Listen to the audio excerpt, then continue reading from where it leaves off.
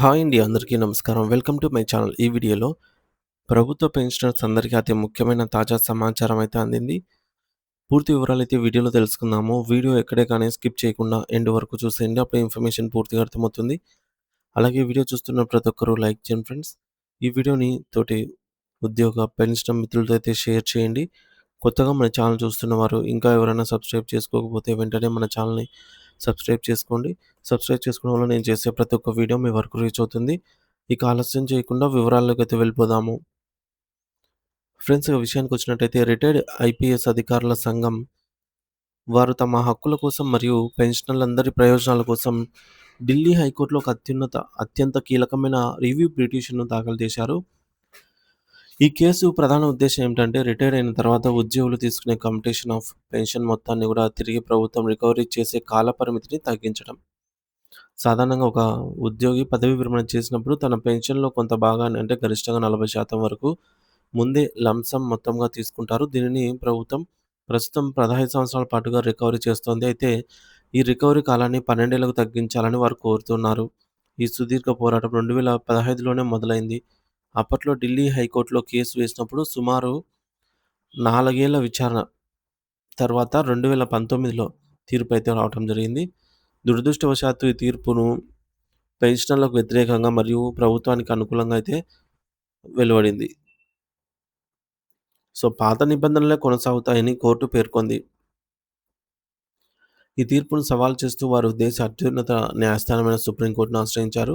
కానీ సుప్రీంకోర్టు ఆ సమయంలో నేరుగా జోక్యం చేసుకోకుండా మీరు తిరిగి హైకోర్టుకే వెళ్లి మీ అభ్యంతరాలను, కొత్త అంశాలను తెలియజేయడానికి అక్కడే ఈ సమస్యను తేల్చుకోండి అని చెప్పి సూచించింది. పిటిషన్‌ను వెనక్కి పంపింది. 2019 తర్వాత దేశంలోని వివిధ రాష్ట్రాల హైకోర్టులలో పెన్షన్ అంశాలపై భిన్నమైన తీర్పులు రావటం, ఆర్థిక పరిస్థితులు మారటం వంటి కారణాలతో ఇప్పుడు మళ్ళీ ఢిల్లీ హైకోర్టు రివ్యూ పిటిషన్ దాఖలు చేశారు.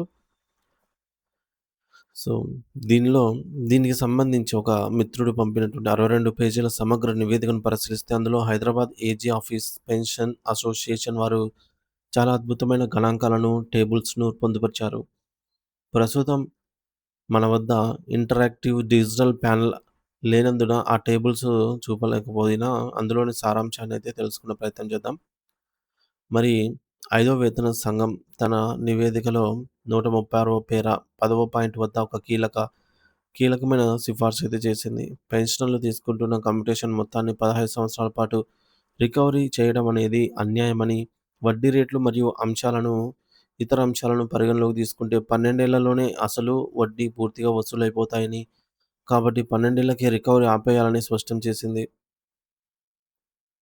కానీ అప్పటి ప్రభుత్వం ఆ సిఫార్సును తుంగలో తొక్కింది. ఇక్కడ మనం గమనించాల్సింది ఏమిటంటే, ఏ రాజకీయ పార్టీ అధికారంలో ఉన్నా పెన్షన్ల విషయంలో దాదాపు ఒకేలా వ్యవహరిస్తూ ఉన్నాయి. అందుకే మనం ఏ పార్టీకి అనుబంధంగా ఆలోచించకుండా కేవలం నిబంధనల వల్ల జరుగుతున్న నష్టాల మీద మాత్రమే దృష్టి సారించాలి. ఐదో వేతన సంఘం చెప్పిన మేలును అప్పటి ప్రభుత్వం చేయలేదు. అది పెన్షనర్లకు జరిగిన మొదటి పెద్ద అన్యాయం. ఆ తర్వాత వచ్చిన ఆరో వేతన సంఘం కూడా ఇదే నియమాన్నయితే పునరుద్ఘాటించింది. కంప్యూటేషన్ రికవరీని 12 ఏళ్లకు తగ్గించాలని కోరింది. అలాగే కంప్యూటేషన్ ఇచ్చేటప్పుడు లెక్కించే రేటును 9.81 నుండి 8.194కు తగ్గించాలని సూచించింది. ప్రభుత్వం ఇక్కడ చాలా తెలివిగా వ్యవహరించింది. ఎల్ఐసి వారి మోర్టాలిటీ టేబుల్ ప్రకారంగా మనుషుల ఆయుష్ పెరిగింది కాబట్టి కంప్యూటేషన్ ఫ్యాక్టర్‌ను తగ్గించడానికి ఒప్పుకుంది. దీనివల్ల రిటైర్ అయ్యే ఉద్యోగికి చేతికి అందే లంప్ సమ్ మొత్తం గణనీయంగా అయితే తగ్గిపోయింది. కానీ అదే సమయంలో రికవరీ కాలాన్ని మాత్రం 15 ఏళ్ల నుంచి 12 ఏళ్లకు తగ్గించమంటే మాత్రం నిరాకరించింది. అంటే ఇచ్చే డబ్బులు తగ్గించారు కానీ వెనక్కి తీసుకునే కాలపరిమితి మాత్రం అలాగే ఉంచారు. మరి దీనివల్ల ప్రభుత్వానికి భారీగా మిగులు ఆదాయం వస్తోంది. ఉద్యోగికి మాత్రం తీవ్ర నష్టం జరుగుతోంది. వడ్డీ రేట్ల విశ్లేషణ చూస్తే ప్రభుత్వ వాదనలో డొల్లతనం బయటపడుతుంది. 1986 సమయంలో దేశంలో వడ్డీ రేట్లు 12% నుంచి 13% వరకు చాలా ఎక్కువగా ఉండేవి. ఆ సమయంలో 15 ఏళ్ల రికవరీ పీరియడ్ కొంతవరకు సమర్థనీయం కావచ్చు. కానీ 2001 నాటి వడ్డీ రేట్లు 11%కి, 2002 నాటికి 9.5%కి పడిపోయాయి. 2011 నాటికైతే 8%కి చేరాయి. ఇక 2025 నాటికొస్తే 6.57% తగ్గిపోయాయని అంచనా. మరి వడ్డీ రేట్లు అంతర్జాతీయంగా మరియు దేశీయంగా భారీగా తగ్గుతూ ఉన్న ప్రభుత్వం మాత్రం పెన్షనర్ల దగ్గర వసూలు చేసేటప్పుడు మాత్రం పాత పద్ధతుల్లోనే ఎక్కువ వడ్డీని వసూలు చేస్తోంది. వడ్డీ రేట్లు తగ్గినప్పుడు ఆ లాభం పెన్షనర్లకు బదిలీ కావాలి కదా! కానీ ఇక్కడ ప్రభుత్వం తన ఖజానాని నింపుకుంటోంది. మరో ముఖ్యమైన అంశం ఏంటంటే మరణాల రేటు, డెత్ రేట్. 1960వ దశకంలో వైద్య సౌకర్యాలు తక్కువగా ఉన్నప్పుడు ప్రతి 1000 మంది పెన్షనర్లలో దాదాపు 22 మంది చనిపోయేవారు. కానీ 1985 నాటికి ఆ సంఖ్య 12కు తగ్గిపోయింది. 2006 నాటికి 7.96కి పడిపోయింది. 2020 నాటికి కేవలం 7% పడిపోయిందనమాట. అంటే 7% కాదు 7 మందికి అంటే 1000 మందిలో 7 మందికి. అంటే పెన్షనర్ల ఆయుష్ అయితే ఇక్కడ పెరిగింది. వారు ఎక్కువ కాలం జీవిస్తూ ఉన్నారు. మరి పెన్షనర్లు ఎక్కువ కాలం జీవించినప్పుడు ప్రభుత్వం 15 ఏళ్ల పాటు రికవరీ చేయడం వల్ల అసలు కంటే రెట్టింపు మొత్తాన్ని వసూలు చేస్తోంది వడ్డీ రూపంలో. ప్రభుత్వం ఇది ఒక సంక్షేమ పథకం అని చెప్తున్నా ఆచరణలో మాత్రం ఇదొక లాభదాయకమైన వ్యాపారంలాగా మారిపోయింది కాలక్రమేణా. మరి గతంలో కమ్యుటేషన్ ఫ్యాక్టర్ 1963, 1967, 1971 మరియు 2006లలో పలుమార్లు సవరించబడింది. ప్రతిసారి పెన్షనర్‌కి ఇచ్చే అమౌంట్‌ను తగ్గిస్తూనే వచ్చారు. ఉదాహరణకు రూ. 1 కమ్యూట్ చేస్తే గతంలో రూ. 10 పైన ఇచ్చేవారు. దాన్ని ఇప్పుడు 9.81కి తగ్గించారు. ఇప్పుడు 8.194కి తగ్గించారు. తెచ్చారు ఫైనల్‌గా. దీనివల్ల ఒక ఉద్యోగి తన పెన్షన్‌లో కొంత భాగాన్ని అమ్ముకున్నప్పుడు అతనికొచ్చే పెట్టుబడి తగ్గిపోతుంది.